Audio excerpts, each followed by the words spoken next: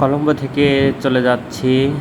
কলম্বো ঘোরাঘুরি শেষ, যার কারণে রাতে আসলে আসছিলাম, ভিডিও এভাবে হয় নাই, এই জন্য দিনে একটু নিয়ে নিলাম। আর এখন শ্রীলঙ্কা এয়ারপোর্টে আছি। মালয়েশিয়ার উদ্দেশ্যে যেহেতু রওনা হয়েছি, সেক্ষেত্রে ইমিগ্রেশনের দিকে যাচ্ছি। এখন বোর্ডিং পাস নেওয়ার সময় তো আসলে ভিডিও নিষেধ, তো বোর্ডিং পাস নিয়েই ইমিগ্রেশন ক্রস করে চলে আসলাম বিমানের দিকে।